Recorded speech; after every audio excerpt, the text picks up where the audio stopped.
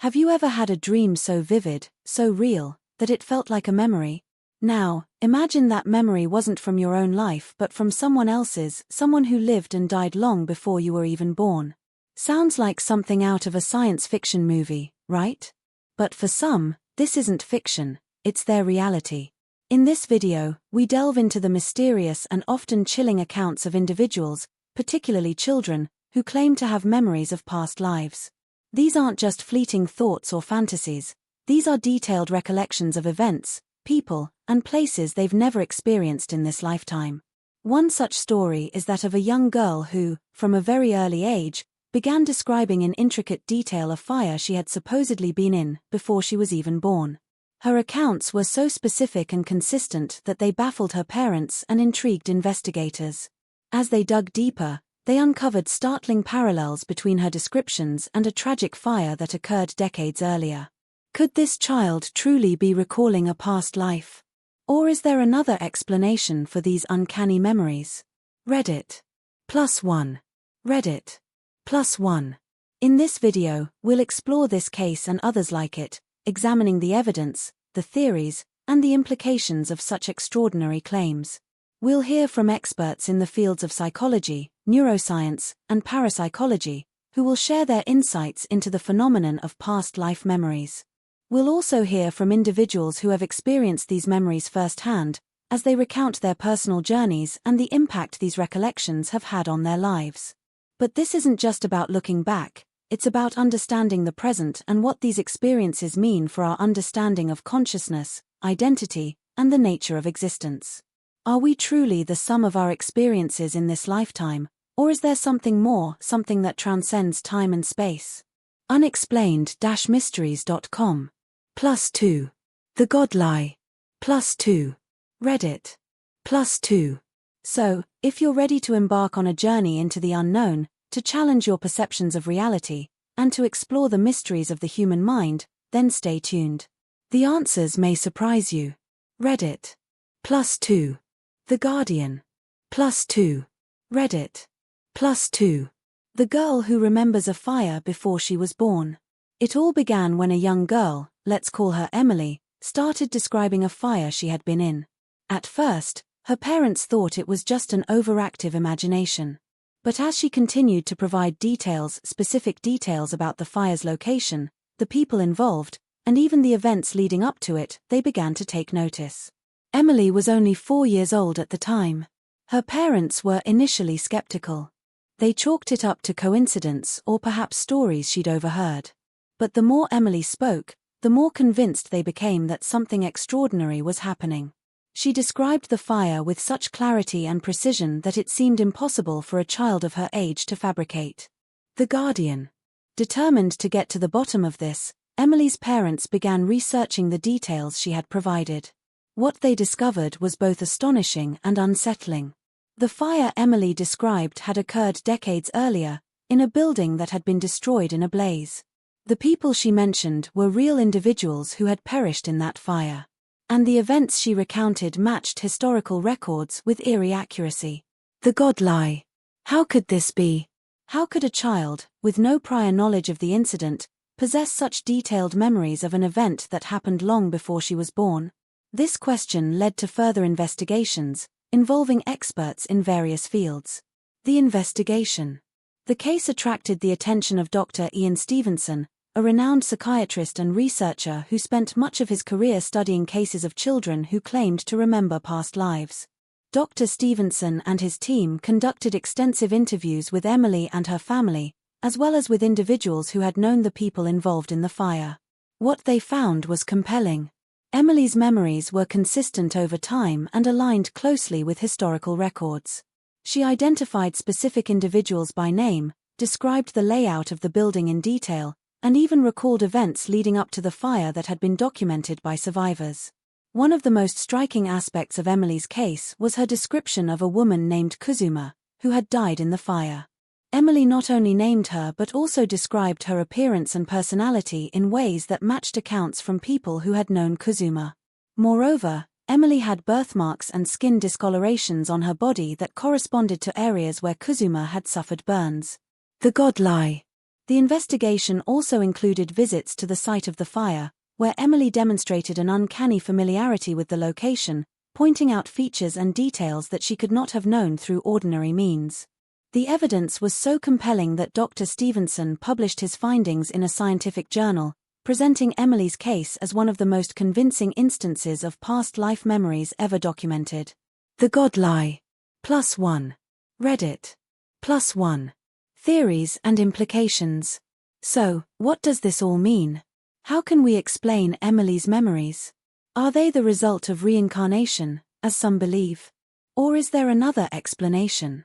One theory is that Emily's memories are the result of reincarnation, a belief held by many cultures around the world.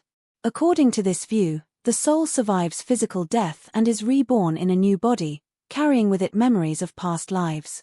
Emily's detailed recollections could be seen as evidence of this process. Another possibility is that Emily's memories are the result of genetic memory or ancestral memory. This theory suggests that memories of past events can be passed down through generations, encoded in our DNA. Perhaps Emily's ancestors had experienced the fire, and these memories were somehow transmitted to her. A third theory is that Emily's memories are a form of cryptomnesia, a phenomenon where a person recalls information they have previously encountered but forgotten. As Emily's story began to unfold, it became clear that this was no ordinary case. Her recollections of the fire were not just fleeting memories, they were vivid, detailed, and consistent. She spoke of the building's layout, the people she had known, and the events leading up to the tragedy with a clarity that was both astonishing and unsettling. Her parents, initially skeptical, found themselves grappling with questions that defied conventional explanations. How could their young daughter possess such intricate knowledge of an event that occurred decades before her birth? The investigation into Emily's memories led to the discovery of a fire that had ravaged a local building many years ago. The details she provided matched historical records with eerie precision. She described the building's architecture, the people who had perished, and even the sequence of events leading up to the blaze. Her accounts were so specific that they left little room for doubt. But as the investigation deepened, more questions arose. One of the most perplexing aspects of Emily's case was her description of a woman named Kuzuma, who had died in the fire. Emily not only named her but also described her appearance and personality in ways that matched accounts from people who had known Kuzuma. Moreover, Emily had birthmarks and skin discolorations on her body that corresponded to areas where Kuzuma had suffered burns. Could this be mere coincidence, or was there something more to Emily's memories than met the eye? As the investigation continued, researchers began to explore the possibility of reincarnation as an explanation for Emily's memories. The concept of reincarnation, the belief that the soul is reborn into a new body after death, has been a topic of fascination for centuries. In many cultures, it is believed that individuals can retain memories from their past lives, especially during early childhood. Some researchers have documented cases where children recall specific details about their past lives, including names, locations, and events that they could not have known through ordinary means. Dr. Jim Tucker, a psychiatrist known for his research into past life memories, has investigated numerous cases of children who claim to remember previous lives. In one such case, a boy named Ryan Hammonds from Oklahoma began sharing memories of a past life as a Hollywood extra and talent agent. His recollections included specific details about his previous life, such as the names of his family members and the events leading up to his death, that were later verified through historical records. Dr. Tucker's research suggests that these memories may be more than just fantasies, they could be glimpses into a past existence. Reality pathing. +1. UVA School of Medicine. +1. Reality pathing. +2. Wikipedia. +2. UVA School of Medicine. +2. But what about Emily? Could her detailed memories of the fire be evidence of a past life? Or is there another explanation? Some skeptics argue that such memories are the result of suggestion or imagination, especially in young children who are highly impressionable. They point out that children often hear stories from adults or see things on television that can influence their perceptions and memories. However, the consistency and specificity of Emily's recollections challenge this explanation. Another theory is that Emily's memories are a form of cryptomnesia, a phenomenon where a person recalls information they have previously encountered but forgotten. In this case, Emily might have absorbed details about the fire from various sources without consciously realizing it. However, this theory doesn't account for the emotional intensity and personal connection that Emily feels toward the events she describes. As the investigation into Emily's memories continues, one thing is clear: her story raises profound questions about the nature of memory, identity, and the possibility of life beyond death. Is it possible that our consciousness survives physical death and continues in another form? Or are there other, as yet unexplained, mechanisms at play? As we delve deeper into Emily's case, we will explore these questions and more, seeking answers that may challenge our understanding of reality itself. But the mystery doesn't end there. As Emily's story gained attention, other individuals came forward with similar experiences. One woman claimed that her young daughter had described a past life in which she had died in a fire. The details the child provided were so specific that they led the family to investigate further. Another person reported vivid memories of a past life as a firefighter who perished in a blaze. These accounts, while anecdotal, suggest that Emily's case may be part of a larger, unexplained phenomenon. As we continue to explore these stories, we will examine the evidence, the theories, and the implications of such extraordinary claims. We will hear from experts in the fields of psychology, neuroscience, and parapsychology, who will share their insights into the phenomenon of past life memories. We will also hear from individuals who have experienced these memories firsthand, as they recount their personal journeys and the impact these recollections have had on their lives. But perhaps the most compelling aspect of these stories is the profound impact they have on the individuals who experience them. For many, these memories provide a sense of continuity and connection to something greater than themselves. They offer comfort in the face of loss and uncertainty, suggesting that death may not be the end, but merely a transition to another phase of existence. So, as we delve deeper into Emily's story and the stories of others like her, we invite you to consider the possibilities.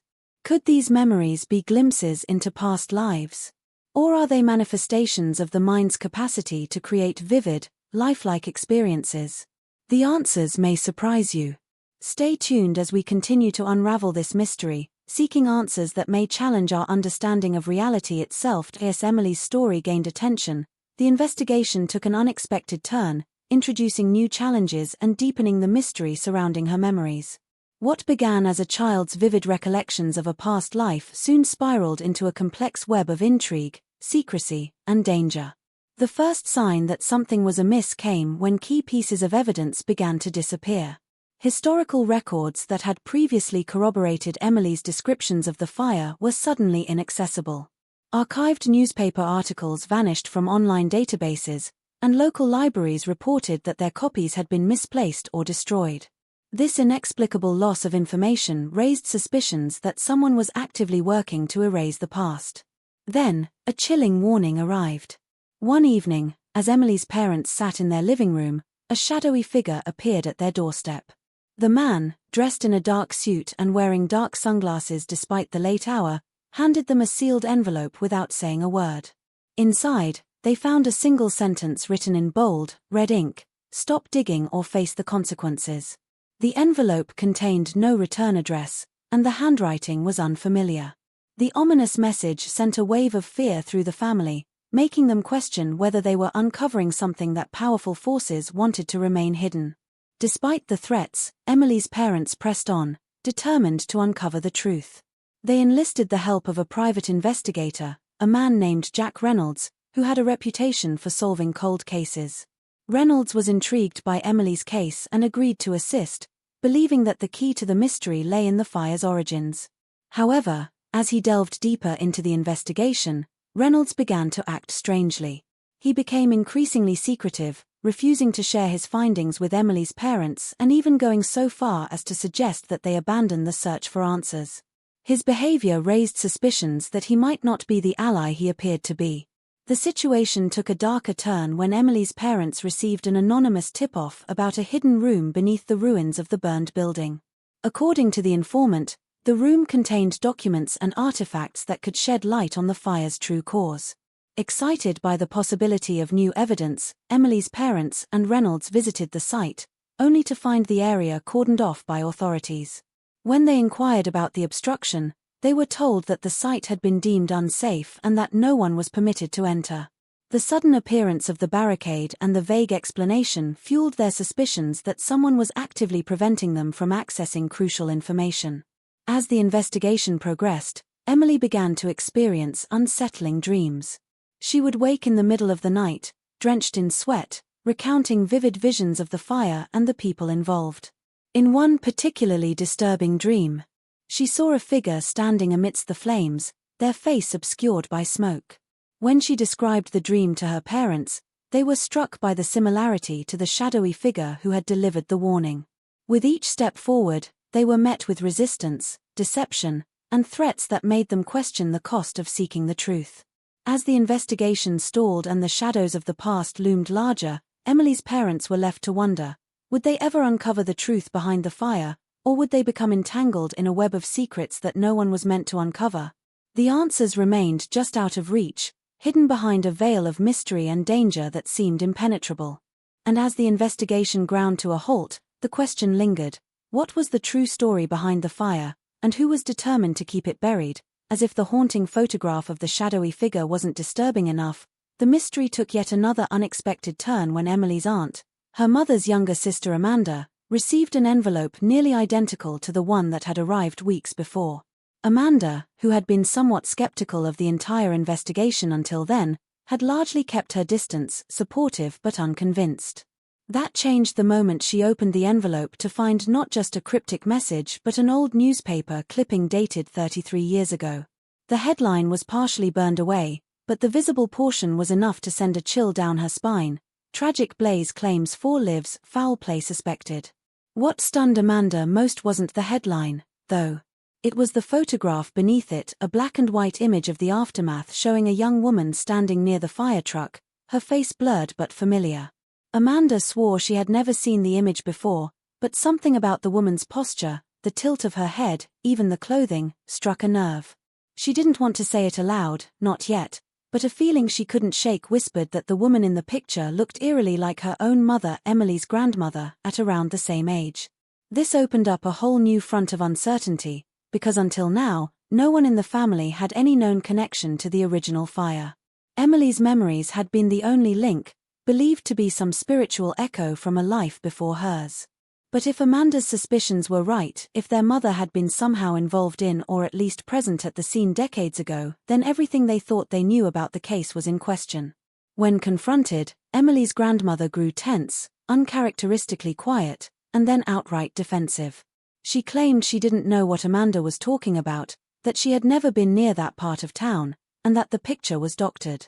But her tone was off, her eyes never quite met Amanda's, and her hands shook in a way that Amanda had never seen before. It wasn't just a mother hiding something, it felt like a woman who had spent years living with a buried truth. Meanwhile, Emily's own behavior began to shift again. Her dreams were getting darker, less like vivid memories and more like warnings. She spoke of unfamiliar names and mentioned places that had never come up before: abandoned rail yards, an old boarding house near the river, and someone she called the keeper. No one could figure out where she'd heard the name, and online searches led nowhere. But during a late-night discussion with a local historian who had taken interest in the case, Amanda learned that the keeper was a nickname given to a mysterious man rumored to have lived on the edge of town in the late 80s. According to urban legends, he was a hoarder of secrets, someone who collected photographs, fire reports, police files, and evidence others wanted gone. He had disappeared years ago under odd circumstances, and his name had faded into local folklore. But the fact that Emily had mentioned him unprompted sent alarm bells through the group. As the tension grew, so did the friction between those trying to uncover the truth. Jack Reynolds, the private investigator who once seemed committed to finding answers, became increasingly evasive. He cancelled meetings at the last minute, claimed he was being followed, and once even hinted that his apartment had been broken into. At first, it sounded paranoid. But when Amanda tried to contact one of his references, she discovered the number was disconnected. Another was linked to a non-existent address.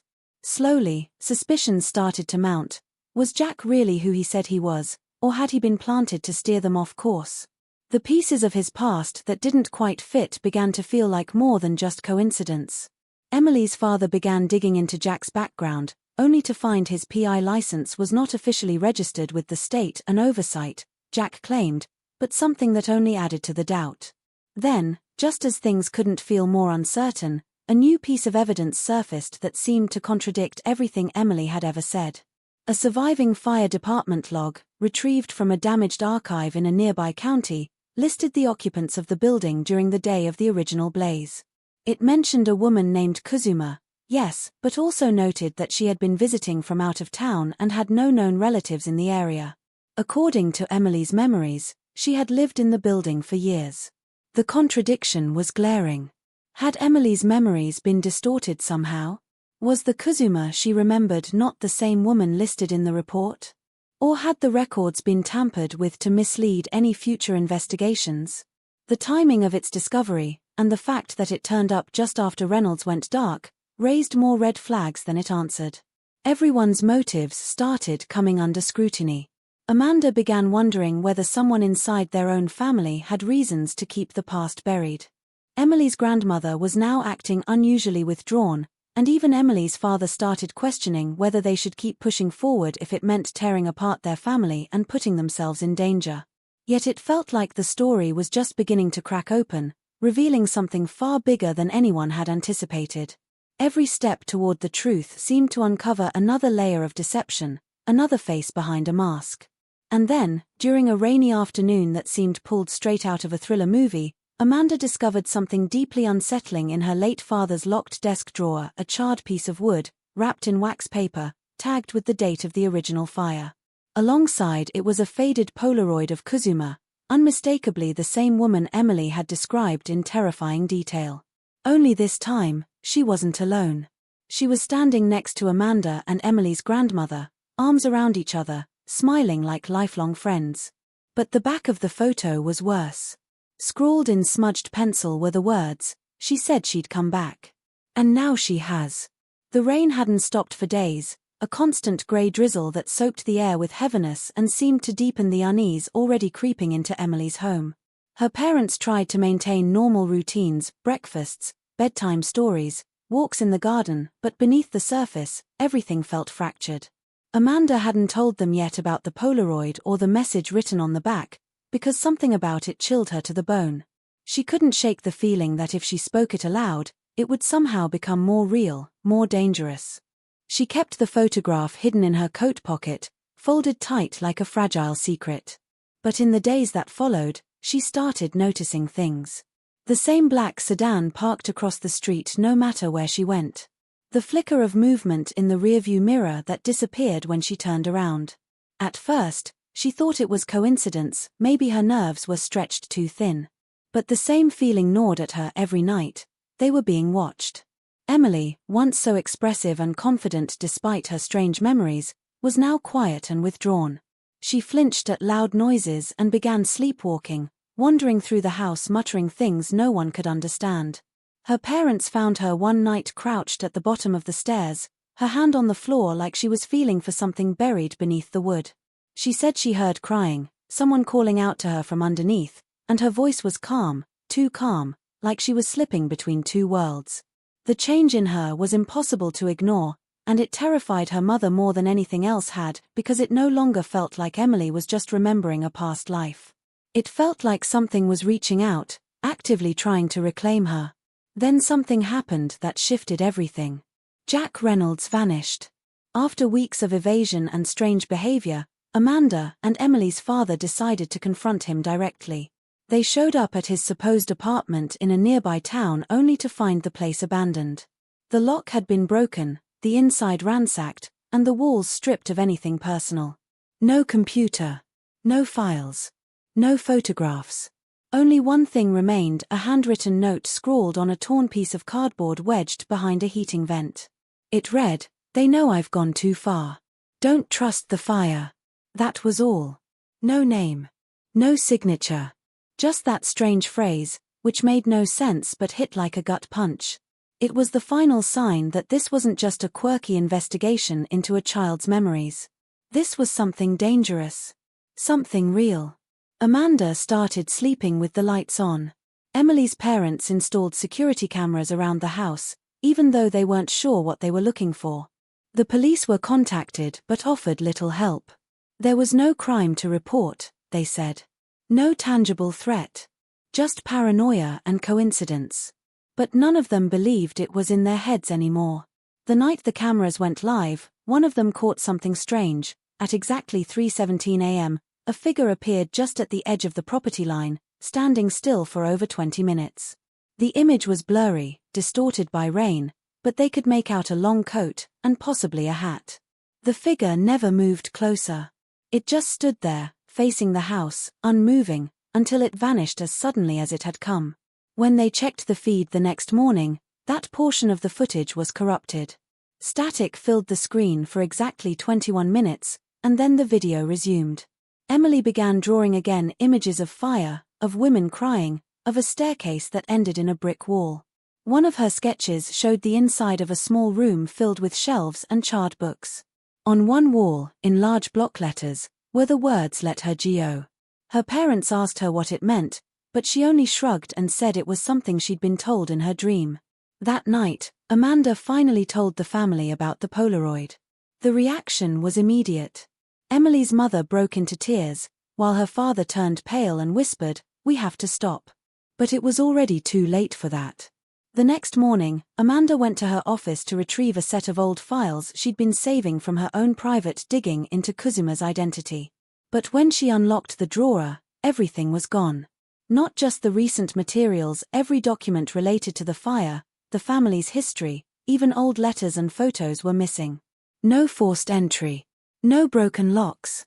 Just emptiness where years of records had been. As she stood in the office, cold dread spreading through her chest, her phone buzzed. A text from an unknown number. No words, just a photo. It was the same image of Kuzuma standing next to Amanda and their mother, only this time, a red X had been drawn over Amanda's face. The message that followed simply read, "You're next." The sense of danger became suffocating. Every sound felt like a warning. Every shadow, a threat. Emily's parents considered leaving town altogether, disappearing somewhere safe, but deep down they knew the danger wasn't tied to the location, it was following them. Or worse, it was already inside. That night, Emily whispered something as she drifted to sleep that none of them could forget. With her eyes half closed, she murmured, "They don't want the truth, because the fire wasn't the beginning. It was the end."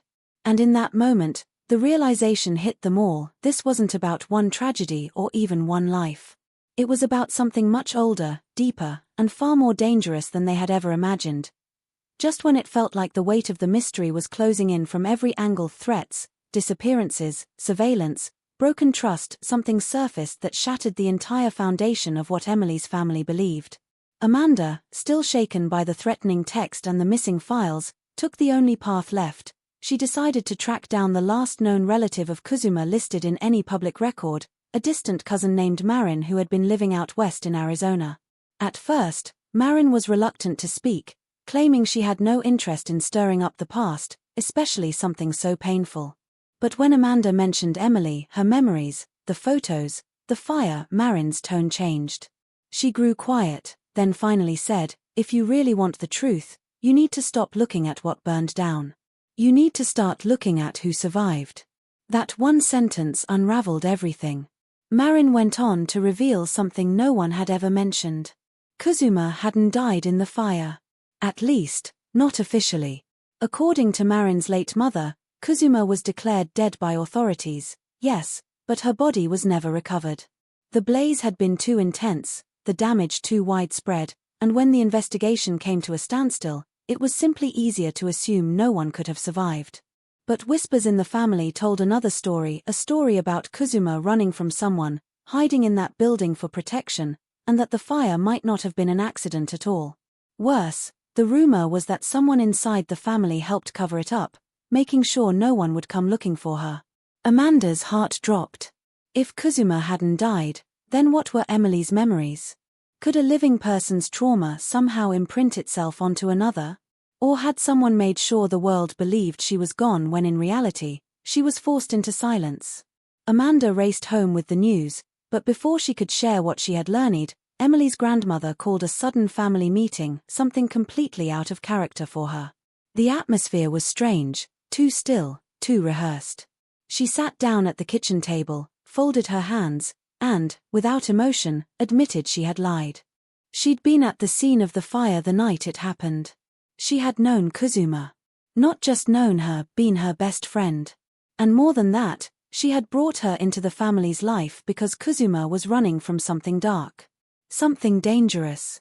Her eyes didn't waver as she explained that Kazuma wasn't just some tenant in a building or some woman in Emily's strange memories. She had once lived with them, briefly. And then she vanished. A week later, the building burned to the ground. Emily's mother was speechless. She had no memory of Kazuma ever being part of their lives, which made the next confession even harder to process. Emily's grandmother leaned in and whispered, "She didn't disappear. She was taken." The room went silent. Amanda stared at her, waiting for more, but she simply stood up and walked out of the room, leaving behind a trail of silence so heavy it felt suffocating. That night, Emily's drawings changed again. Gone were the images of fire and staircases. Now she drew a woman in a hospital bed, hooked to machines, with her eyes open wide in terror. The walls of the room were covered in mirrors, and in each reflection, someone different was watching her. No one understood what it meant. But Amanda did. She dug into mental health records, facilities in the area that had taken in unknown patients around the time of the fire. And there it was, buried under years of sealed documents, an anonymous woman admitted with severe burns and total memory loss, found wandering the woods weeks after the fire, never claimed, never identified. The facility had shut down years ago, but the last case file listed a transfer to a private care home under a different name. Amanda traced the address. And what she found there changed everything. The care home was in a rural town 2 hours away. When Amanda arrived, she asked for the woman listed under the transfer ID. The nurse hesitated but eventually nodded and took her to a quiet room at the end of a dim hallway. The woman was thin, aged beyond her years, and motionless in her chair. But when Amanda stepped into the room, the woman's eyes moved slowly, deliberately, and locked onto hers. Amanda froze. There was something familiar in her face, something terrifyingly close to Emily's. Without knowing how or why, Amanda was certain, this was Kazuma. Before she could say a word, the woman reached out and placed something in Amanda's hand. It was a fragment of a burned photograph, the same one from the original Polaroid, but this piece had a fourth person in it, someone Amanda didn't recognize. When she turned it over, 3 words were scratched into the back in faint pencil: "She lied again." Amanda felt the ground shift beneath her. She thought she had finally found the center of the mystery, the end of the spiral, but now she saw the truth. Emily's memories weren't just echoes of a past life. They were being fed, fueled, directed. And maybe not by Emily's subconscious. Maybe not by memory at all. Maybe someone had been guiding the story from the shadows, making sure certain truths remained buried, and certain lies lived on. And suddenly, the real question wasn't what happened in the fire. It was, why was Emily chosen to remember? And who was making sure she did? Because someone wanted this story told. But someone else was going to great lengths to make sure it was never believed. Amanda sat alone in her car outside the care facility, the fragment of the burned photograph clenched tightly in her hand, its torn edge pricking her palm with each subtle tremor that rippled through her fingers. She didn't drive away immediately. She couldn't. Her breath fogged up the windows as the weight of the last hour crashed down on her like a wave that just kept rising. 4 days, she had been clawing for clarity, desperate to protect her niece, desperate to understand what truth lay behind the fire, the memories, the lies. But now, standing on the edge of something far more dangerous than she could have anticipated, Amanda realized she wasn't just looking at a forgotten piece of the past, she was holding something that someone had buried on purpose, and someone was still trying to keep it hidden. Kazuma had survived. The photo proved it. But the message on the back, "She lied again," twisted everything Amanda thought she knew. Because only one person in their lives had been close enough to all of this, tied to every chapter of this strange story, and capable of pulling strings behind the curtain, Emily's grandmother. That night, Amanda returned home to find Emily's parents sitting at the kitchen table in silence, both pale, both visibly shaken. Emily was upstairs, asleep or at least resting, though none of them believed she truly slept anymore. Her mother looked up and said only, "She knows." The security system had picked up a break-in attempt around 3 in the morning the night before. No forced entry, no damage, but one of the interior cameras in the living room had been turned, deliberately, facing the wall. The only way someone could have done that was from inside the house. Amanda's blood ran cold. She took a deep breath and told them everything about Marin, about Kuzuma, about the care facility, and finally, about the photograph. She placed it on the table. Emily's mother stared at it for a long time, her expression hard to read, before she whispered, "That man, the fourth person. I think that's my uncle. But we were told he died in the fire." What happened next was something Amanda had dreaded but knew was unavoidable. She confronted their mother. It wasn't an angry confrontation. It wasn't explosive. It was quiet, calculated, terrifying in its calm. They sat across from each other in the living room, Amanda holding the photo out like a weapon, a final card on the table. Her mother's reaction wasn't confusion or denial. It was something much worse. She smiled. A long, weary smile that didn't reach her eyes. And then she said something Amanda would never forget. "You're asking the wrong questions. You keep digging for what happened. But you should be asking why it keeps happening." Amanda didn't sleep that night. She watched over Emily like a hawk, her hand resting near her phone, ready to dial for help at the slightest sound. She understood now. Her mother knew more than she'd ever admitted. She had known about Kuzuma, about the fire, about who survived and who was meant to be forgotten. And most terrifying of all, she didn't seem scared. She seemed resigned, as if everything unfolding now had already played out before, in a way Amanda couldn't comprehend. As the sun began to rise, Emily wandered into the kitchen in her pajamas, rubbing her eyes. She looked up at Amanda and asked, softly, "If you had to choose between saving someone and telling the truth, which would you do?" The question wasn't random. It wasn't a child's musings. It was direct. Like someone or something had told her to ask it. That morning, a letter arrived with no stamp, no return address, slid under the front door like a secret meant only for Amanda. Inside was a typed message, neatly centered on the page, "You've seen too much. You have 3 days. If you tell anyone else what you've found, the girl pays the price. Leave it buried, or lose her." Amanda's vision blurred. Her hands shook. She'd known they were being followed, watched, manipulated. But now, they were being threatened, clearly, unequivocally. And the message wasn't vague anymore. The threat had a name. Emily. Amanda faced an impossible choice. She could disappear. Take Emily, her parents, go off the grid, try to outrun whatever had been chasing this truth for decades. Or she could go public, release what she'd learned, reveal Kuzuma's survival, confront the family's secrets, and risk it all. Every instinct screamed at her to protect Emily at any cost. But that photo, the broken memories, the echoes from the past, they all said the same thing. This wouldn't stop until someone told the truth. Torn between protecting the girl she loved like her own and bringing justice to the one who had been forgotten for so long, Amanda sat in her car again, gripping the steering wheel, and for the first time, she allowed herself to consider something she'd refused to believe until now. Maybe this wasn't just about Kuzuma. Maybe Emily hadn't been remembering a past life. Maybe she was channeling someone who was still alive, trapped somewhere, calling out for help. And maybe the people closest to them weren't just hiding the truth. Maybe they were guarding something they believed should never be found. But time was running out. 3 days. That's all they had before the threat became reality. And Amanda knew whatever decision she made next would change everything, not just for Emily, but for every person tangled in the fire's long, dark shadow. The first crack came not from the outside, but from within, when Amanda intercepted a text on Emily's father's phone meant for someone else entirely. It wasn't a message from a friend or a co-worker.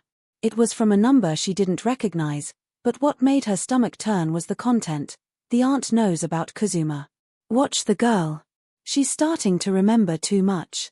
Amanda stood frozen in the hallway, staring at the screen as if it might erase itself if she blinked too hard.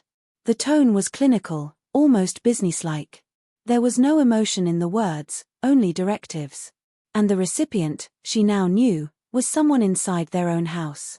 Her brother-in-law, the man who had been sleeping under the same roof, comforting his daughter, swearing to protect her. Amanda confronted him immediately, but he denied everything, claimed it was spam, that it was probably some sick joke, that he didn't know the number. But the tremor in his voice and the way he avoided her eyes told a different story. That was the moment Amanda realized this went far deeper than her family's secrets. They weren't just victims of a decades-old cover-up. They were part of it. As the deadline in the anonymous threat loomed closer, Amanda had no choice but to act. She returned to the care facility where Kazuma was being kept, determined to get more answers, anything that could explain why Emily was being used as some kind of conduit, or worse, as bait. But when she arrived, the nurse who had helped her before was gone. Not just off shift, gone. No one would talk to her, and the room Kazuma had occupied was empty, the bed stripped clean, the file removed from the system. When she demanded to know what had happened, an orderly simply shrugged and said, "There's no record of anyone by that name here." It felt like reality was being rewritten in real time, like every step closer to the truth triggered a reset designed to wipe out anything that could connect the dots. Amanda left the building feeling like she was walking through a world that was being erased around her, and that's when she realized it wasn't just about Kazuma. This wasn't one isolated incident. It was a pattern. She started digging through old local news stories, fires, disappearances, unexplained deaths stretching back decades. And slowly, something sickening began to emerge. Every 5 to 10 years, a suspicious house fire would be reported, always with at least one person left unaccounted for.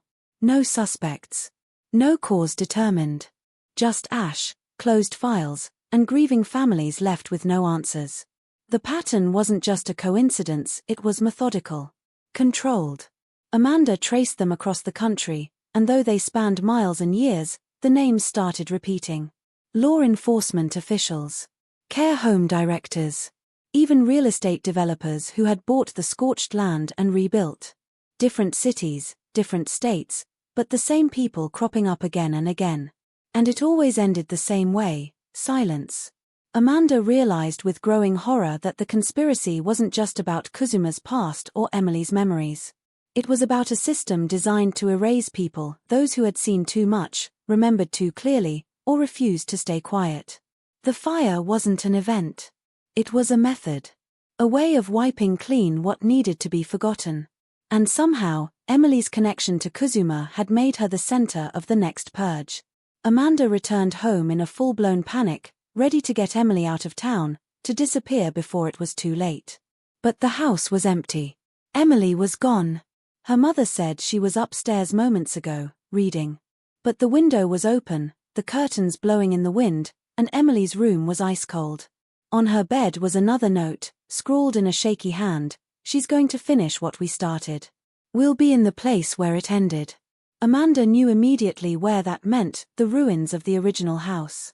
The one that burned down all those years ago. The one Kazuma was said to have died in.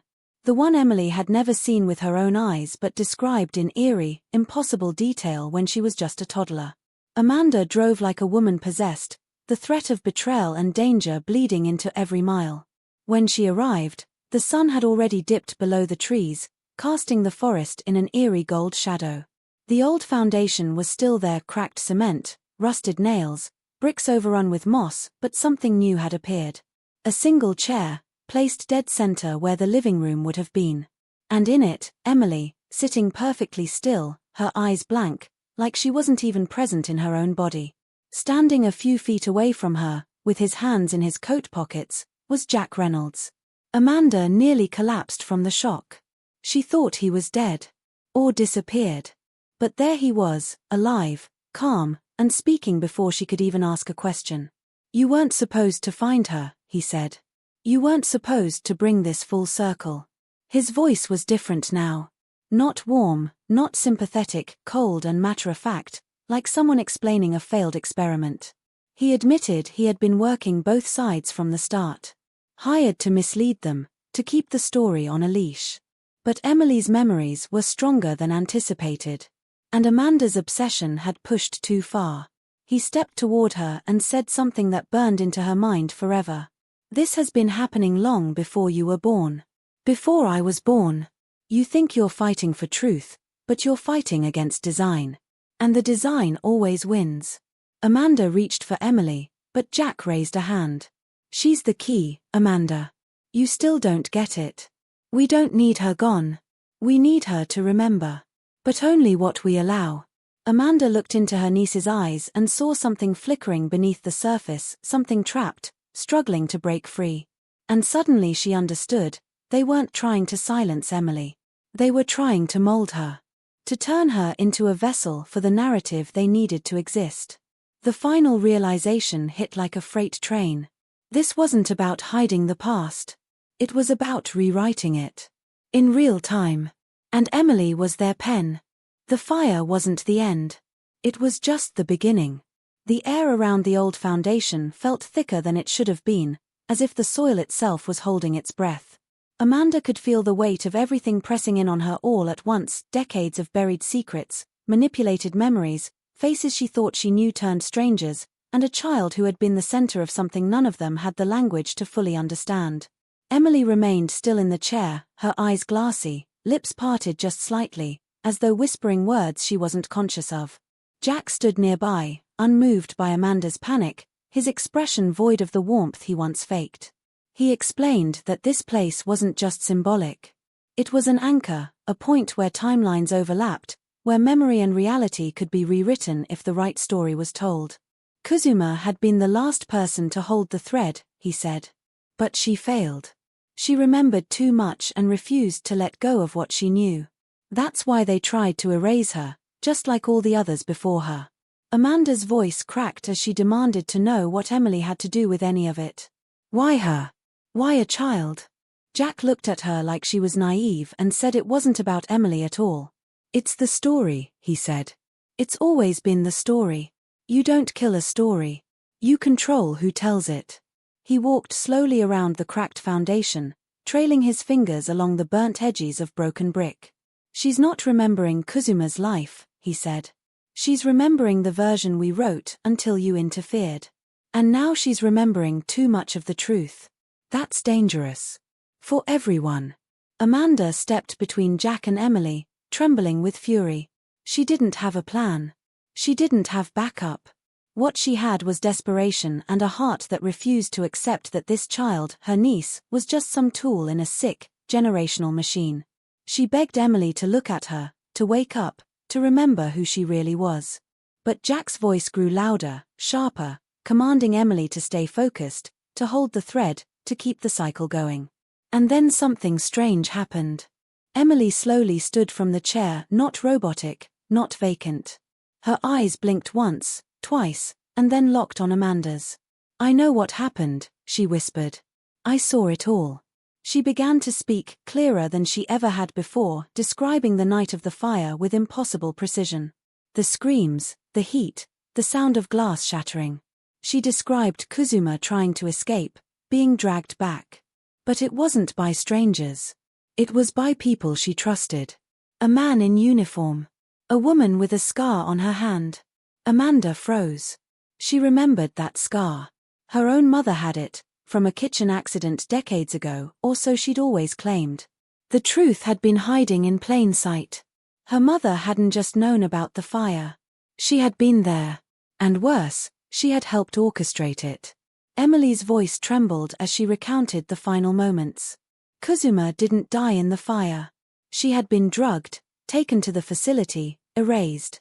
And someone, Amanda's mother, perhaps others, had made sure the world believed the story they needed told.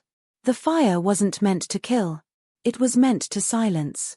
And now, after all these years, they had found a way to pass the story on to someone else, to keep the lie alive through a child who could be shaped, steered, used. But they hadn't counted on Amanda. They hadn't counted on Emily remembering not just what they wanted her to, but everything. Jack realized too late that control was slipping.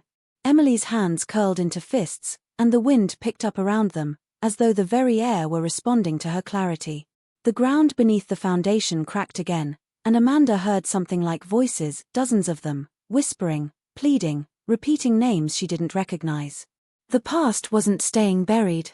It was coming back, And it was angry. Jack tried to step in, tried to silence her again, but Amanda blocked him.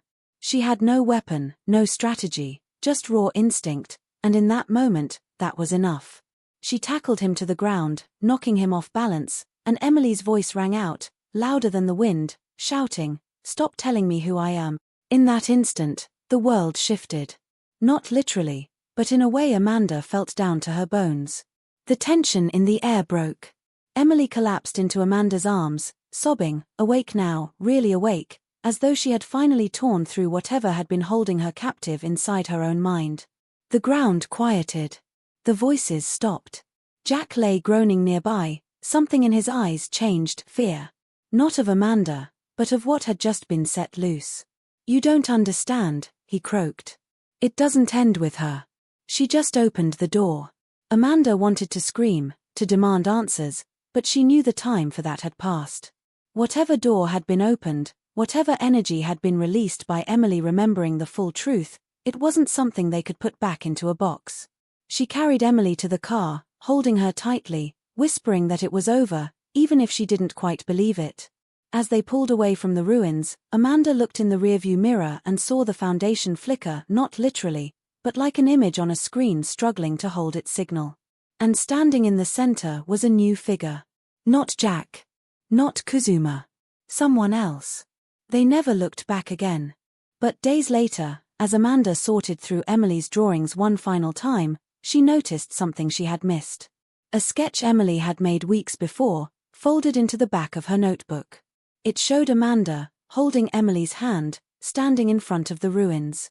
But behind them, drawn in eerie, precise detail, was the same figure Amanda had seen in the mirror.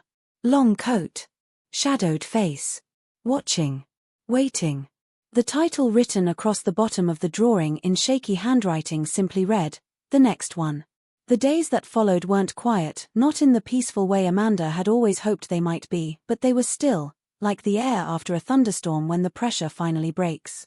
Emily stayed close, no longer haunted but far from healed. The house felt different, less like a home and more like a threshold between what had been lived and what had been learned. Amanda knew they could never go back to the version of their lives they had known before, the one held together by lies wrapped in generational guilt and secrets disguised as protection. The truth had changed everything. Not just what they knew about Kazuma or the fire, but about the people they trusted, the systems they lived within, and the fragile way memory could be used to shape reality when placed in the wrong hands. Emily's recollections had stopped coming in vivid, uncontrollable flashes. Now they surfaced gently, like thoughts from a dream slowly fading with daylight. She no longer drew burning rooms or faceless strangers. Instead, her sketches shifted to quiet places, mountains, rivers, old train stations. But every now and then, Amanda noticed a small detail hidden in the background of each scene, a shape, a shadow, something just barely there. Not frightening. Not threatening. But watching. Amanda turned over everything she had to the right people, or at least, the ones she could still trust. The names, the evidence, the photos, the map of fires that stretched across state lines. Some of it was dismissed. Too circumstantial, too fragmented. But some of it stuck.